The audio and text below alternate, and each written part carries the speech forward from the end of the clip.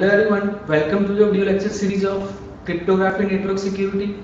I am your instructor Dr. Ramesh Prajapati, and today I am going to discuss the TLS, HTTPS and SSH. So let us see the agenda of this video lecture. So the first we are going to see the transport layer security, right? And why we need a transport layer security, and HTTPS means hypertext transfer protocols, and secure cell, that is called the SSH. So this all protocol will provide the security on the web. So let us discuss. The first is the transport layer security. So before going to see the transport layer security, in the previous lecture we have already seen the one web security protocol, and it is called the SSL, means secure socket layer, right? Now now today we are going to see the transport layer security. So the first, the transport layer security, it defined by the IETF. IETF means Internet Engineering Task Force. It is the one standardization at initiate the initiative whose goal is to produce the internet standard version of SSL. It means secure socket layer. Now the second, the TLS is also defined the one proposed internet standard, and the one internet standard is used in the TLS is RFC 5246, and this is the similar to the secure socket layer version 3. But in the SSL we use the version of SSL v3, it means the version 3. But now in the TLS we are going to use the version, major version is 3 and the minor version is also the 3. But in SSL we already use the major version is 3 and the minor version is 0. Now this is the simple difference, right? I already told you the difference between the TLS versions and the SSL version. Now the next difference is the MAC, method authentication code. So now in a TLS it uses the HMAC algorithm to authenticate both the user A and user B. And here we are use the one method, and this method is called the RFC2104. Now in SSL version 3 it uses the same algorithm, but here we use the algorithm as MAC algorithm, and here in SSL version 3 it uses the same algorithm, but here we are use the padding bytes. Here we are using the one term padding. So here in SSL version 3 we use the padding bytes, and these padding bytes are concatenated with the secret key, rather than being the XOR with the secret key padded to the block length. This is the second difference between the TLS and the SSL. Right? In SSL we already use the padding, but in TLS we cannot use the padding. Now the next, in both the level, in both the method, it means the TLS and the SSL, we are use the same level of security. Now the next term is in TLS it uses the one pseudo random function, and the name of this pseudo random function is called the PRF. And the PRF it defined, PRF is used to it is used for the data expansion function. It means that if we want to calculate the HMAC, so here we are input the three parameter. The three parameters are the secret key, the identifying the label and the seed value, through which we can generate the output of it produce the output of arbitrary length. Now here, so this PRF to expand the secret into the block of data for the purpose of key generation or the validation. It means what is the main use of PRF? So here the PRF is it expand the secret into the block of data, and here the main purpose of this PRF is to generate the secret key or the validation of the plain text message. Now the next point is the next point is to make the use of a relatively small shared secret key value. It means in the TLS we uses the small shared secret value. But in sometimes what happens, your block is longer. So in that scenario what happens, we have to secure that large block of data. So in that scenario we are going to use the hash function and the MAC to provide the security for the longer block of data. Now the next, let us see how this pseudo random function will be work on a TLS. So now you can see in this figure, here we are use the three term, the HMAC, then the seed, secret key, and here the one important point is the length of the plain text message is equal to the size of the hash function. So let us discuss. So the first point is the seed. So what do you mean by seed? So here we are use the seed is considered as an input to the HMAC algorithm. It means the seed means in seed we are considered the some random number. It means it is the collection of some random number, and this random number, it means the seed will be given input to the HMAC function. So now, and the secret key, this secret key is already generated by the trusted third party. So now let us apply the HMAC algorithm. So now applying the HMAC algorithm on a seed along with the secret key. Now after applying the HMAC algorithm, it will generate the some result. Now this result will be given input to the next HMAC. Now in first HMAC, after applying the HMAC, it will generate some result. Now again we apply the some random number. It means we are input the seed value.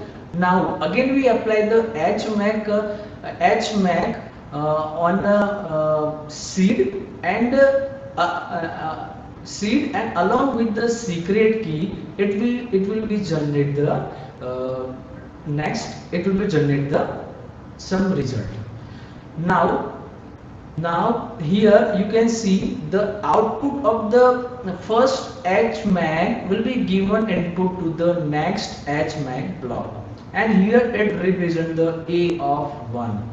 Now the same in the second HMAC. Now here you can see this is the second HMAC. Now here we are applying the HMAC on a previous result has been generated from the HMAC. Along with the secret key, it will generate the some result. Now this result will be given input to the next HMAC. Now again we are applying the seed. Now again we are applying the HMAC on a seed, and along with the secret key, it will be generate the some result. Now here now the second HMAC, in the second HMAC, after applying the second HMAC, it will be it has been generated some result, and that result will be given input to the next HMAC. So now it represents as a of 2. Now repeat this process until the final block will be converted into the block will be generate the uh, uh, final block will generate the final result.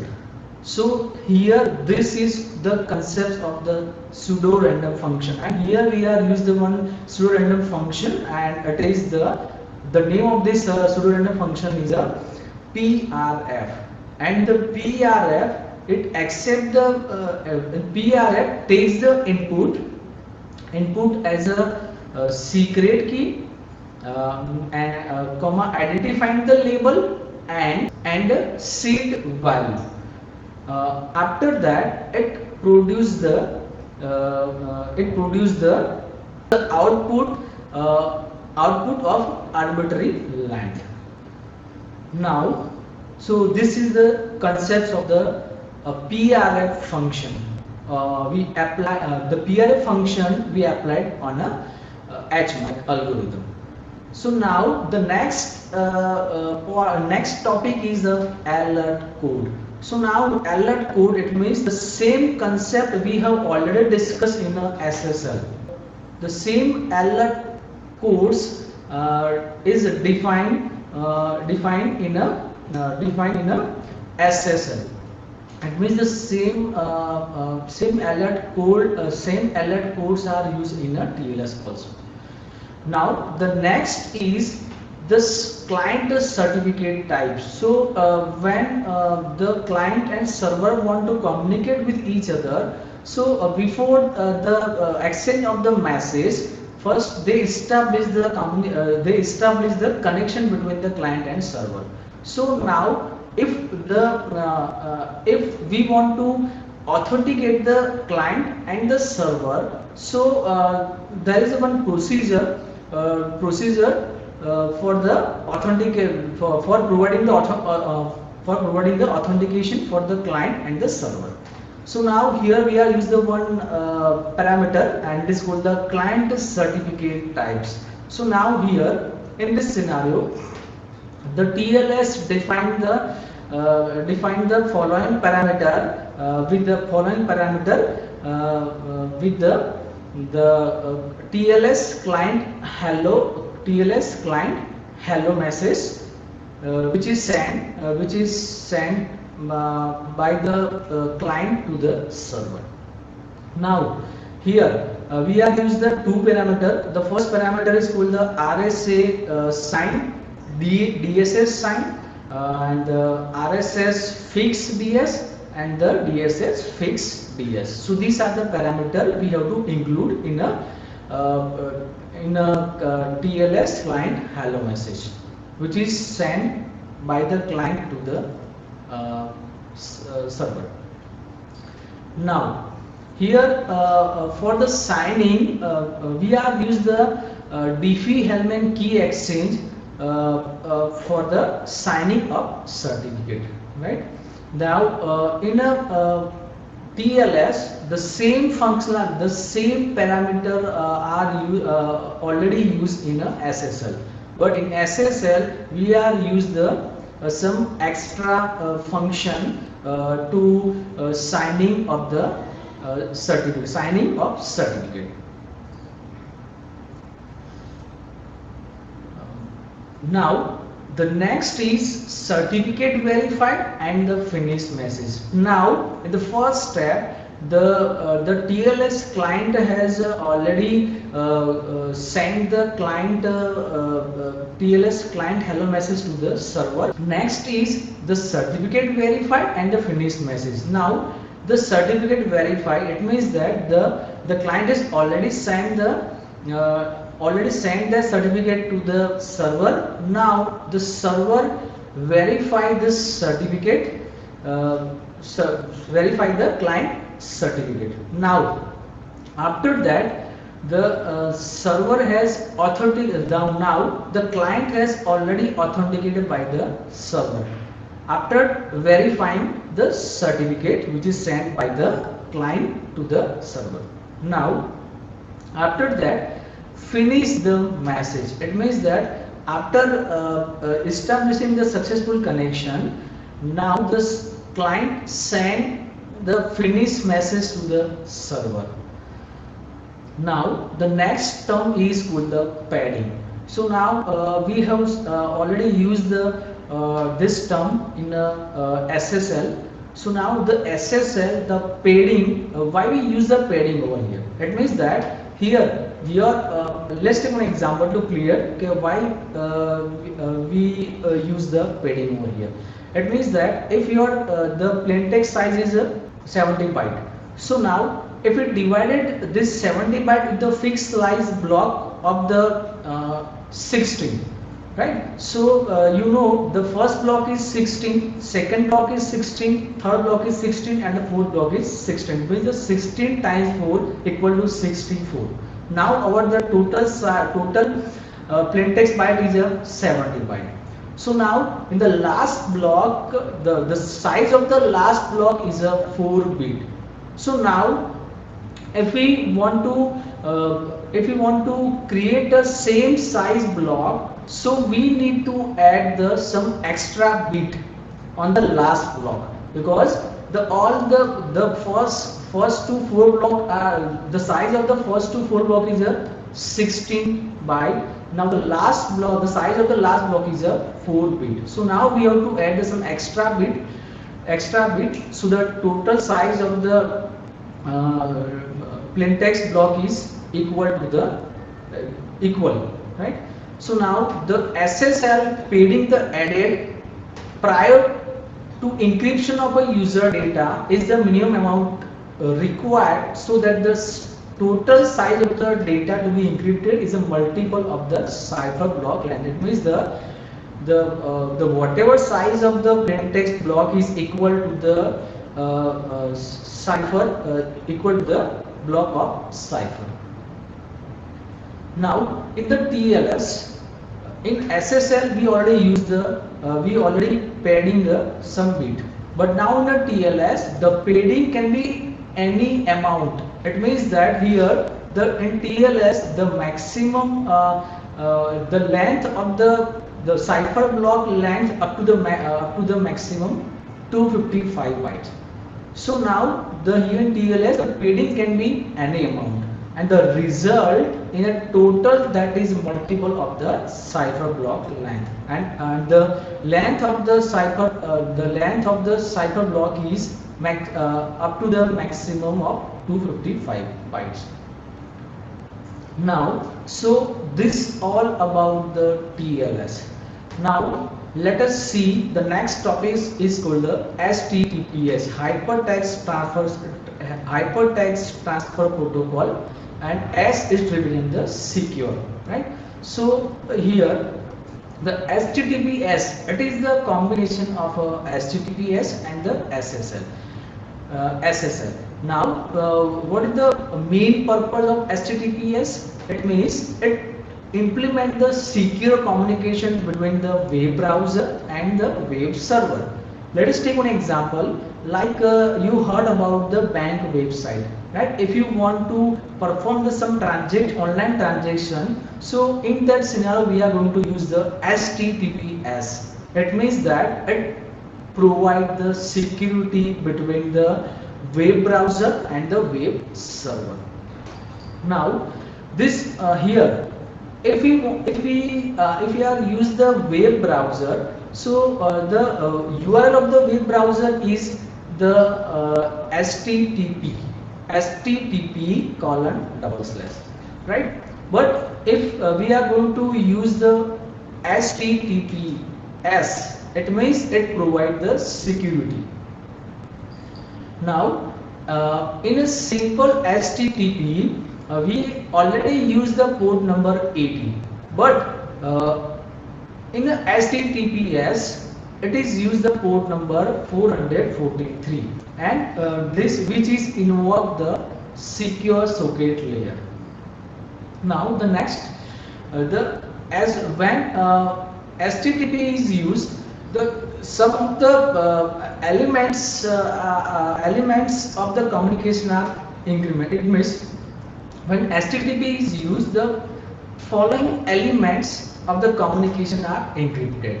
It means if we are use the HTTPS, so some of the parameters we have to consider. Like the first parameter we can consider as a URL of the requested document. It means if the client want to access some resources from the server, so now the first of all the client write the URL on the address bar. Now after that, the second step, content of the document. It means what type of documents the client wants. So it specifies the document also, right? Now the third, content of the browser form. Now this browser form is totally filled by the user. Now the next fourth number step, the cookie. So now the cookie, now you know that each and every time when you log in or you want to access the website, so during accessing of this website, it generates some cookies. Now this cookie is sent from the browser to the server and server to the browser. Now the fifth step, content of the HTTP header. Now our document is ready. Now with this now the client send the message to the server. So now the client attach the HTTP header to this message, or we can say that it concatenate the HTTP header with the message. So these are the main elements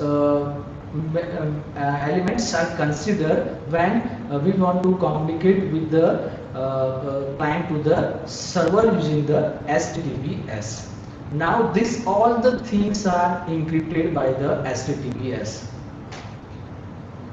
Now there are two main parameters are used in HTTPS to establish the connection between the client and server. So let us see the first parameter is with the connection initiation. It means that the client initiate the connection.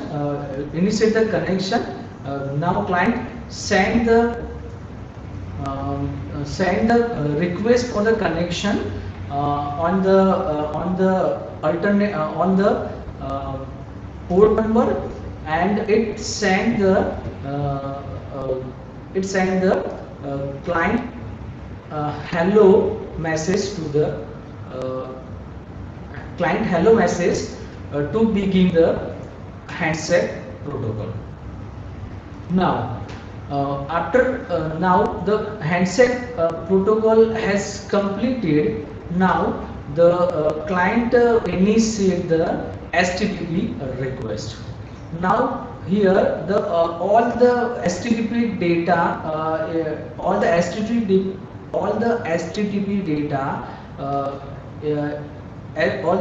data is added in the TLS in the HTTPS header. Now once the connection has been established successfully between the client and server, now the client can communicate with the server. Now the next is once all the communication has been done from the client and server, after that it initiate the connection closure. It means the client or server initiate the connection closure with the following message, and the message is a connection close.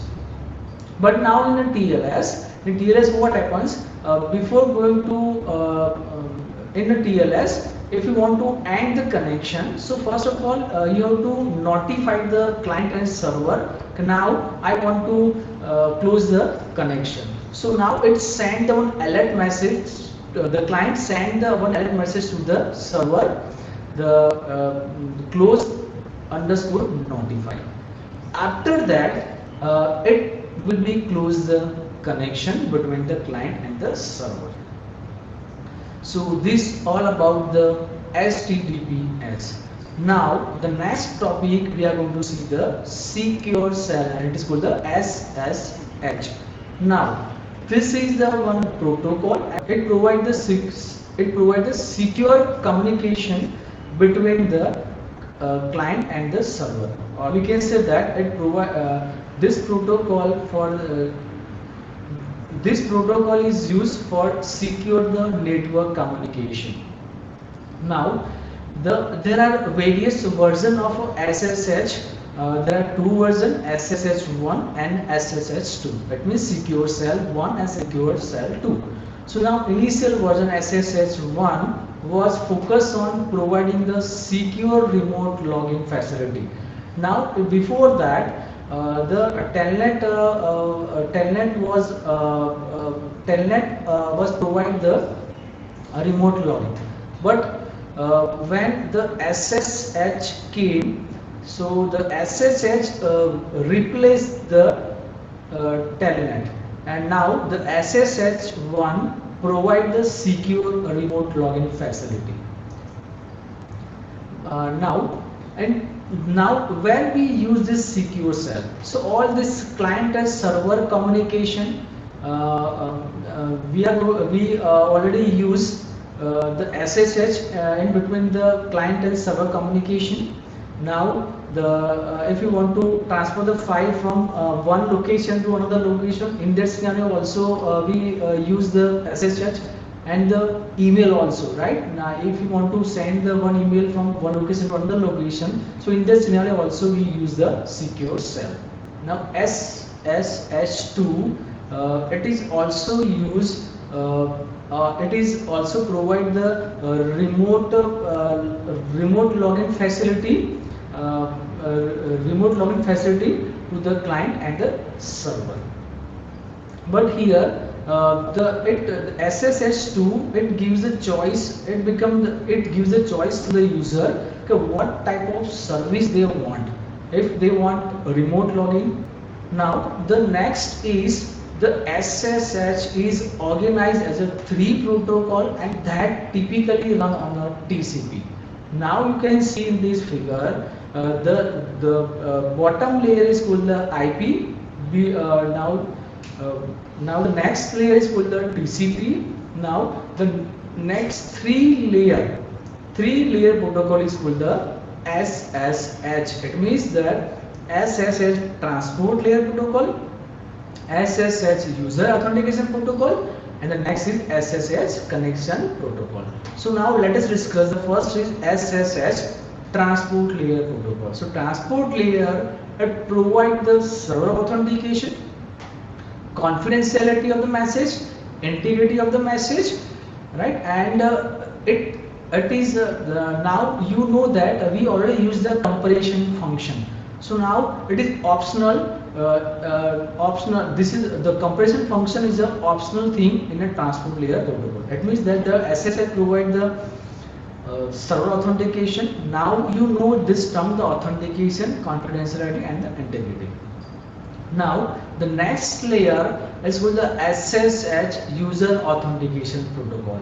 It means that it authenticates the client side user to the server. It means that if there are two user, client and the server, client want to communicate with the server, so the first the client send the certificate to the server. Now the server should authenticate to the client, this is the correct person or not. Now the next protocol is called the SSH connection protocol. In the SSH connection protocol, it provides the multiple logical communication channel on a single platform, in a one session. So this all about the 3 protocol are used in a SSH. So I hope you clear this idea. Thank you.